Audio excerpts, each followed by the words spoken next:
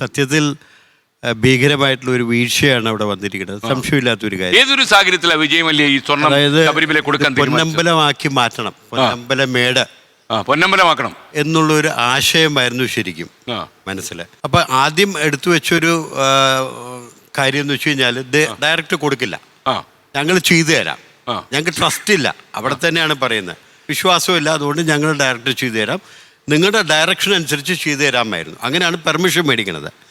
And കോടതിയും അത് permit കൊടുക്കുകയായിരുന്നു, ഇങ്ങനെ സൂപ്പർവൈസ് ചെയ്ത് ഇന്ന പാരാമീറ്റേഴ്സൊക്കെ ഫോളോ ചെയ്തിട്ടുണ്ട്. ഞാൻ അതിൽ പാർട്ടി ടു ആയിട്ടാണ് കോൺട്രാക്ട് എടുത്തിരിക്കുന്നത് നാഗരാജ് എന്ന് പറഞ്ഞൊരു വ്യക്തിയാണ്. അതിന് ശേഷം അതിലൊരു പാളിച്ചു വന്നപ്പോഴാണ് എൻ്റെ അവിടെ എൻട്രി വരുന്നത്, ഞാൻ അവിടെ പോകുന്നത്, അത് തീർത്തു കൊടുക്കുന്നതും അത് അസസ്മെൻറ്റ് ചെയ്യാൻ പറഞ്ഞതും. അപ്പോൾ ഏകദേശം നോക്കുമ്പോഴേക്കും എല്ലാം നല്ല പെർഫെക്റ്റ് വേയിലാണ് കാര്യങ്ങളെല്ലാം ചെയ്ത് ഭംഗിയാക്കി ഈ പറഞ്ഞ പോലെ തന്നെ പൊന്നമ്പലമേടായി മാറിയത് അപ്പോഴാണ്. ആക്ച്വലി ആഗ്രഹം പൂർത്തീകരിക്കുകയാണ് അവിടെ ഒരു വ്യക്തി.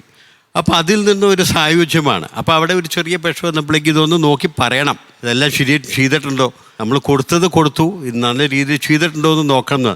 തുടക്കം മുതലേ വിവാദങ്ങളായിരുന്നു ഓരോ കാര്യത്തിലും, അന്നും ഉണ്ടായിരുന്നു ഓരോ ആവശ്യത്തും ഇല്ലാത്ത ഓരോ കാര്യങ്ങൾ എടുത്തിടുകയും അതിന്റെ പുറകെ ഓടുകയും.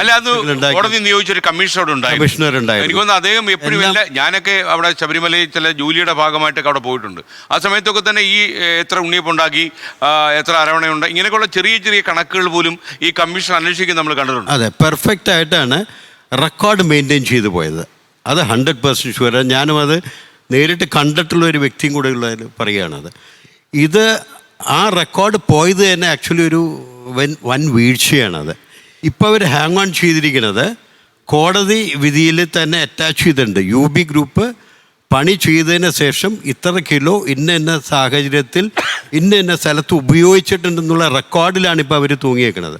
അതിൽ തന്നെ ചെറിയ ക്ലറിക്കൽ മിസ്റ്റേക്സ് ഉണ്ട്. കാരണം ദ്വാരപാലകർക്ക് യൂസ് ചെയ്തിരിക്കുന്ന 1.5 കിലോവും 8 പില്ലറിനെ യൂസ് ചെയ്തിരിക്കുന്ന 4 കിലോവും അവിടെ ഒരു ഇന്റർവാല്യൂ ചേഞ്ച് വന്നിട്ടുണ്ടെന്ന് ഇപ്പോഴും എൻ്റെ മൈൻഡിൽ അത് കിടപ്പുണ്ട്. അപ്പോൾ ക്വാണ്ടിറ്റി നോക്കുമ്പോഴേക്കും ഏകദേശം ഒരു 15 കിലോയ്ക്ക് അവർ റെസ്പോൺസിബിൾ ആണ്, അതിന് സംശയമില്ല. കാരണം കൂരേന്ന് എടുത്തിട്ടില്ല.